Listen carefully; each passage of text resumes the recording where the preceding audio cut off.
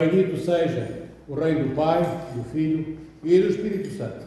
Amém. Amados irmãs e irmãos em Cristo Nosso Senhor.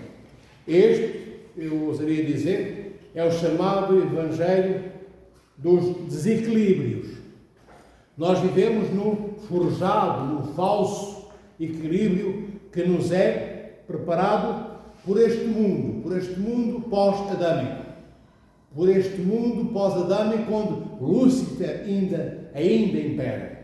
Então, por isso, como eu disse, é o Evangelho, um dos Evangelhos, das perícopas do Evangelho de Nosso Senhor Jesus Cristo, que nos convida a rasgarmos os equilíbrios do mundo. O que é que os equilíbrios do mundo nos aconselham? Bem, na melhor das hipóteses, que amemos quem nos ama, que emprestemos a quem já nos emprestou ou a quem nós temos a certeza que nos vai emprestar, que possamos ir lá visitar alguém no hospital, aquele, sobretudo, que nós sabemos que se sobreviver à morte e não morrer hospitalizado, um dia, quando sair do hospital e se for verificável que eu para lá irei, ele também me irá visitar. Então, nós estamos habituados a este falso equilíbrio. Mas este equilíbrio que foi falsa e ilusoriamente preparado pelo mundo e que medra, que engorda diante das nossas almas e dentro dos nossos corações, não foi preparado por Deus. Foi preparado pelo príncipe deste mundo, para que nós sejamos apenas cidadãos com ADN, com células terrestres apenas, que não buscam a deificação divina. Se nós vivemos neste patamar, neste que eu estou a começar de partilhar convosco, nós nunca seremos cidadãos dos céus. E essa é a nossa vocação. Nós nunca seremos divinizados. E porquê é que nunca seremos divinizados? Porque a nossa alma fica opacizada, opaca, como plástico, pelo qual a água escorre, o plástico, também a graça de Deus escorre longe de nós, porque nós não estamos lá onde a graça de Deus é derramada sobre os seus filhos. Então nós temos que romper, rasgar, como eu disse, com estes falsos equilíbrios. Este é o normal do mundo. É a normalidade que o mundo nos vende como verdade, mas é falsa. Nós somos convidados, diante do mundo, a sermos loucos em Cristo, normais, filhos de Deus, é o que isto quer dizer. Para o mundo, nós seremos lunáticos, tidos como doidos, mas quem é que empresta a quem não vai devolver? Quem é que ama, sem ter reciprocidade, a amar os nossos inimigos? Isso é doido, tem que ser internado. Mas quem é que ama o inimigo? O que é o inimigo? É alguém que nos faz ou fez muito mal, partindo do princípio que ele é o único culpado, que eu não fui culpado de nada, que eu não promovi a inimizade dele para comigo. Partindo do princípio que ele é o único responsável, repito, e que eu não promovi o ódio que ele me tem, ou a inimizade que ele me tem, que é só eu o único responsável, como é que eu vou amar neste mundo, sem a graça de Deus, alguém que é o oposto do amor que eu lhe dediquei? Alguém que, sendo meu inimigo, está exatamente nos antípodas daquilo que a amizade, que a irmã de dois amigos pressupõe. Mas este, queridos irmãos e irmãs, é o convite de nosso Senhor Jesus Cristo. Amarmos e não esperarmos nenhum amor em troca, nenhum amor de volta. O que é que isso significa? Que eu amo e que esteja preparado ou não, mas que não conte que alguém me vai amar. Que eu dê e não espere devolução do que eu dei. Que eu vá e acompanhe este, aquele, aquele outro, e tantos, e muitos, e todos. Sabendo que eu conto só andar sozinho neste mundo, sem ninguém que me acompanhe. Apenas Deus, nosso Senhor Jesus Cristo, o Pai, o Filho e o Espírito Santo. Mas neste mundo, de carne ainda feito, de coisas materiais construídas, Eu como andar sozinho? Quando me for pedido para eu dar para além de tudo que eu já dei, de todo o que é que significa dar para além de tudo que eu já dei, todas as coisas materiais, não me sobrou nenhuma, então que eu esteja preparado para dar a minha própria vida. Ainda tenho o mais precioso de tudo para dar, a minha própria vida, pelos meus irmãos.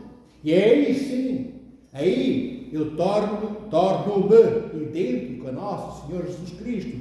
Mas isto é loucura para os homens, neles compreendidos, homem e mulher. Isto é loucura para o mundo. Nós levantamos-nos todos os dias e pensamos nós lá que o caixão está aberto, sem tampa, à nossa espera. Vede este ano só nesta igreja, quantos dos nossos irmãos, estava a rezar, a panar aqui convosco e a lembrar-me, a Cremilde já não está connosco, ainda agora comungava ao cálice, há poucas semanas atrás, o Senhor Cipreste Ivan estava no altar connosco, ainda não há 2 meses, e não está mais. Só tinha 42 anos. A bem-aventurada Madre Maria Santa Rafaela, que hoje já faz 1 ano, como o tempo galgou. 1 ano. A mim parecem 10 minutos, meia hora, 1 hora, passaram-se 12 meses. E esta fundadora do nosso Mosteiro do Nascimento também de Deus partiu com um cancro que a devorou, rasgou o corpo todo, destruiu, dilacerou tudo. E nasceu para os céus com 46 anos. Lembrai-vos, queridos irmãos e irmãs, de lembrar a morte todos os dias. Isto não é para que andemos infelizes, não. Andemos com um sorriso nos lábios, porquê? Porque nos lembrando da morte, nos preparamos para o encontro com ela, queridos irmãos e irmãs.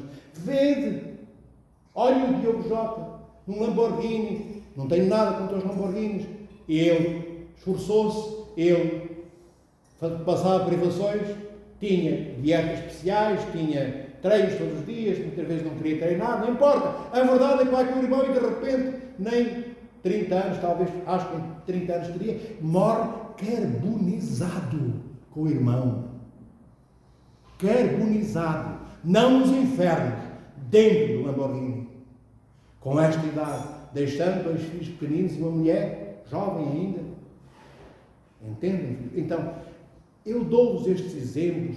Porquê? Porque nós somos animais racionais que não queremos ser filhos, preferimos ser criaturas, mesmo já depois de ter recebido o batismo, ainda tentamos deixar de estar de pé para rastejar como répteis, porque não queremos assumir a nossa filiação divina. Porquê? Porque é incomodativa, porque nos desinstala, porque busca matar o nosso comodismo, e nós gostamos de conforto, nós não gostamos de nos mexer muito, a não ser que alguém nos pegue e nos leve, a não ser lá onde estão os nossos interesses. Aí nós mexemos, aí nós vamos.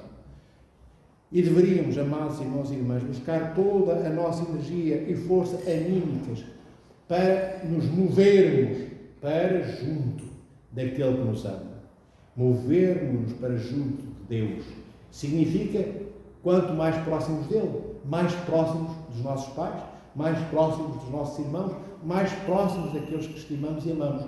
Quanto mais distantes de Deus, mais esquecemos o pai e a mãe, mais rapidamente entramos num casamento em divórcio, mais rapidamente maltratamos os nossos filhos, não os educamos, não damos exemplo de vida a nenhum deles. Porquê? Porque Deus não é o parâmetro, a fasquia elevada da exigência normativa para as nossas vidas. É apenas o equilíbrio que este mundo pós-adâmico forjou como norma de verdade para nós.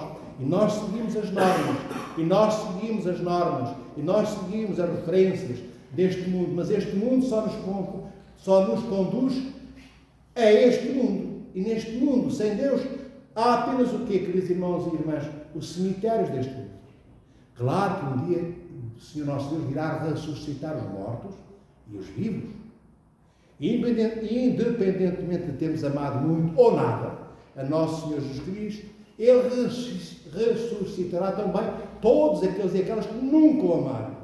Mas aí nós escolhemos ter vivido pelo diapasão do perfil que este mundo nos deu como normativo, e a norma conduz-nos ao prémio final que só este mundo consegue garantir. É o máximo que ele dá, é o inferno. Mais nada. Este mundo sem Deus não garante nada a não ser os infernos como futuro eterno para a nossa existência corpórea, do corpo ressuscitado e da nossa alma. Digo-vos isto com toda a clareza, queridos irmãos e irmãs, não é para gostar-vos das minhas palavras. Não são certamente agradáveis de ouvir, mas são verdadeiras. Não adianta vivermos só para a morte, sem podermos habitar a nova Jerusalém celeste, sem podermos ser deificados, sem podermos partilhar a nossa vida eterna com Deus no inferno, queridos irmãos e irmãs. Não há rosto que eu possa olhar, no inferno não há ouvido que me possa ouvir. É a solidão. O primeiro ato totalmente terrificante é que no inferno a solidão é absoluta e é eterna. Porque o Senhor não desintegra o nosso corpo. Ele é fiel ao que criou. Criou o nosso corpo e deu-lhe uma alma. E depois do inferno Ele mantém tudo o que criou. Nós fomos lá para onde nós decidimos ir, administrando muito mal, pessimamente, o livre-arbítrio, a vontade que Deus nos deu. E o Senhor é impotente para alterar a nossa decisão, que Ele não pode deixar de respeitar o que nos deu e deu-nos a liberdade para decidir. Então, nos infernos, além da escuridão eterna, o que é a escuridão? É a impossibilidade de nós comungarmos com Deus. Não havendo comunhão com Deus, nós não usufruímos da glória e majestade divinas. A luz eterna e criada de Deus queimar-nos-á eternamente, não porque o Senhor quer magoar-nos, quer maltratar-nos, não, porque nós não estamos preparados com a veste nupcial, que naquela tal outra perícope do Evangelho é dito, não é naquele convite que o Senhor faz, que o Senhor é Deus, para o banquete, vão todos. Quer dizer, os das vielas, os das valetas, porque os outros rejeitaram estar sentados à mesa com o Senhor. Mas, mesmo assim, era necessário, apesar de virmos da valeta, de virmos do esgoto, o que é que isto significa? Sermos pecadores. Não somos ainda da família de Deus, porque Deus é todo inocente. Enquanto nós pecamos e pecarmos e continuarmos a pecar, estamos longe de sermos da raça de Deus, ainda que já tenhamos recebido o batismo. É o batismo a puxar-nos para um lado e a nossa pecaminosidade a puxar-nos para o outro.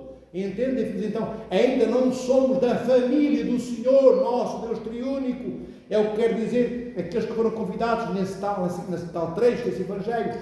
Mas o Senhor chama, e o Senhor quis, e o Senhor sentou-os à mesma mesa onde era suposto sentarem-se aqueles que rejeitaram. Não os sentou numa mesa menor, não os tratou dando-lhes outras iguarias, porque os grandes amigos de Deus não vieram, e bem, agora vêm os malfeitores, os pecadores e os pedintes, e comem ali esfarrapados, porcos e sujos, báculos e emporcalhados, num canto qualquer, sentados no chão. Não! O Senhor dá-lhes acesso pleno ao que era para os filhos. Mas há uma condição, é que temos que ter aquela veste nupcial vestida, e havia um que não o tinha, e foi expulso. Foi expulso para onde? Para bem longe de Deus? Porque Deus o expulsou? Não, porque ele não cumpriu os critérios minimamente necessários para se sentar à mesa com Deus.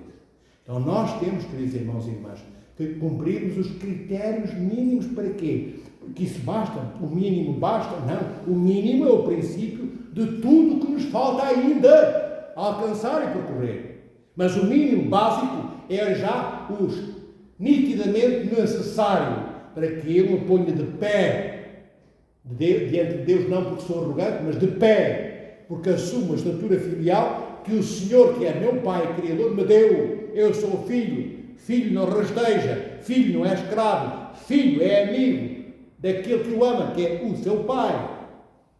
É isto que o Senhor nos chama a sermos no Evangelho de hoje, quando nos diz aquelas outras coisas todas. das quais todas estas se inferem, porque todas aquelas anunciam como uma trombeta angélica, estas que eu disse, aquelas palavras do Evangelho anunciam estas, como se for uma trombeta de anjo anunciar. Tudo o que o Senhor lhe diz, para amarmos, para sermos amados, dar, não esperarmos nada de volta, emprestar e não esperar que nos empreste, tudo aquilo que ouviram, é para chegarmos a isto, é para nos mantermos de pé, ainda com os pés agarrados, como chumbo, à terra, porque a terra está envolta ainda em pecado, é um ímã que nos atrai, nos puxa para baixo. Mas pouco a pouco, se nós começarmos cada vez mais a sermos isto que o Senhor nos pede no Evangelho que sejamos, nós levitaremos pela graça, misericórdia, superabundante de Deus, pelas suas energias divinas incriadas.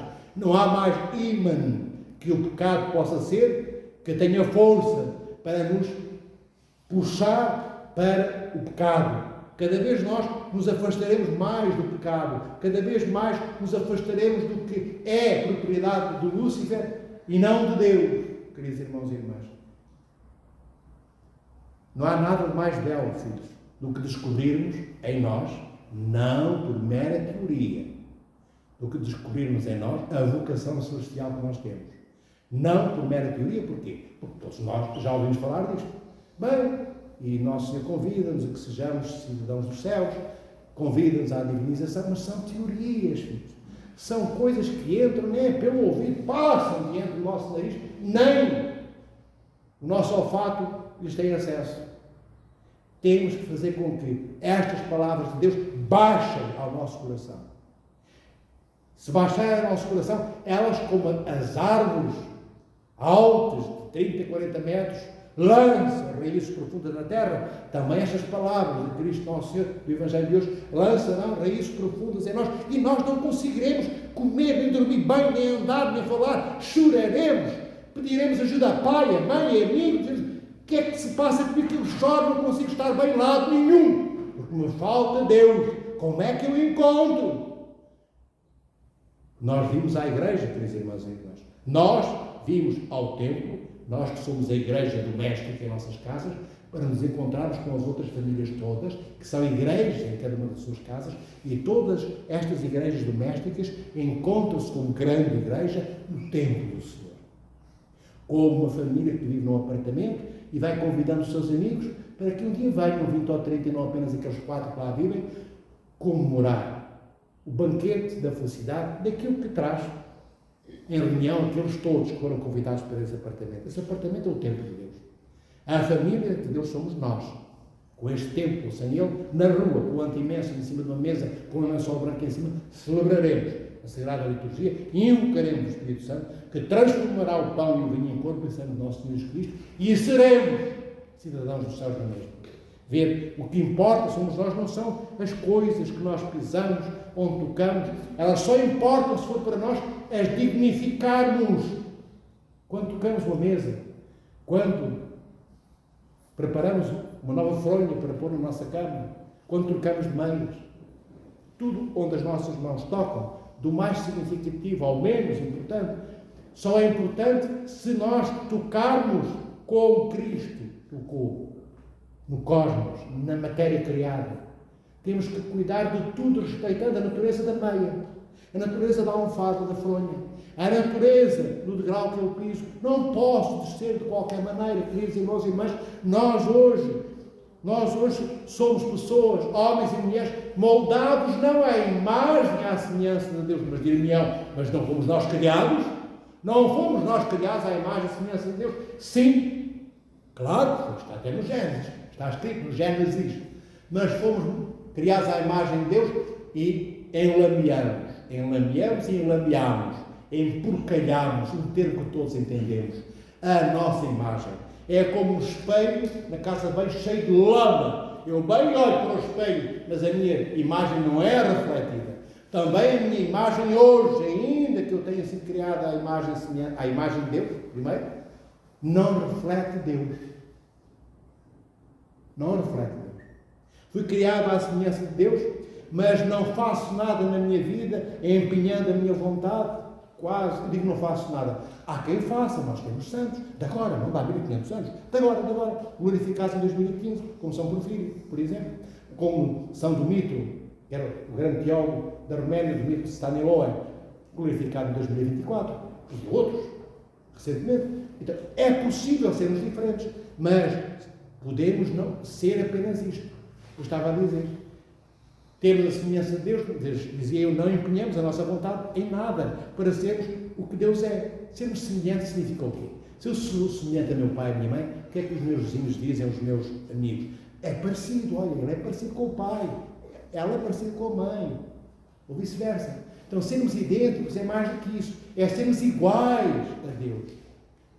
E perguntarmos-nos, a resposta já a deverias saber, ou sabeis, mas como é que eu posso ser igual a Deus se Ele é divino e eu não sou? Sim, nós seremos iguais a Deus em tudo aquilo que não é a natureza dele, em tudo aquilo que não é a identidade de natureza.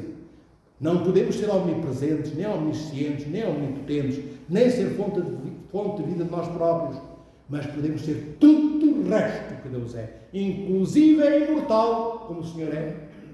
Habitar o seu reino. Deus não quer habitar só. O Senhor gosta de ter amigos. Por isso, Cristo diz, não vos trato mais, pois não sois escravos, por isso vos trato por amigos.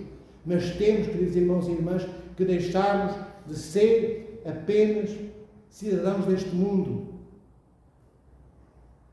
É como se nos fosse perguntado por Cristo, queres que um dia ressuscite o teu corpo? Não! Eu não quero ressuscitar, eu não quero mais ter contacto nenhum com esta vida, nem com outra, nem com nenhuma. Vede o absurdo. Uma resposta destas nega ou negaria aquele que tivesse este tipo de perfil de resposta o seu próprio nascimento, negá-lo-ia. Então, queridos irmãos e irmãs, não nos deixemos continuar a ser moldados por este mundo. Vede o temperamento, o caráter, a personalidade que nós temos, de onde é que ela vem? De Deus? Estamos seguros disso? Será que eu falo assim, eu ando assim, eu como assim, eu olho assim, eu penso assim? Eu sou assim? Porque é da vontade de Deus? Ou será porque eu tive determinado tipo de pais, vivi e nasci em determinada cidade, ou passei por 2 ou 3 outras diferentes daquela? Será porque li estes livros? Será porque vi aqueles filmes? Será porque não li nada? Será porque não tenho instrução académica? Será porque tenho instrução académica? Uns têm, outros não. Será porque eu tenho este temperamento de caráter e personalidade porque está enraizado tudo isto, caráter, temperamento e personalidade, no espaço idiosincrático onde eu nasci? Será que eu não tivesse tido o perfil de circunstâncias que me acompanharam desde o meu nascimento, durante os meus 20 anos, ou 30, 40, ou 50, ou 70 anos de vida? Será que eu era assim? Será que se eu tivesse, de pequenino, sido posto num mosteiro, cuidado por monges e por monges, será que se eu tivesse sido acompanhado por um anjo que me instruísse ao longo da minha vida, será que eu era assim? Certamente, queridos irmãos e irmãs, que não. Agora perguntais-me, bem, não é normal uma criança ir para um mosteiro? Não, não é. Pequenino. Não é normal um anjo acompanhar-nos, não. Mas o que é normal é escutarmos a igreja. A igreja não tem só um anjo, tem todos os anjos de Deus. Além dos anjos tem Cristo, o próprio Senhor da vida, aquele que vivifica a morte e transforma um estrume em pétalas abertas de flores primaveris.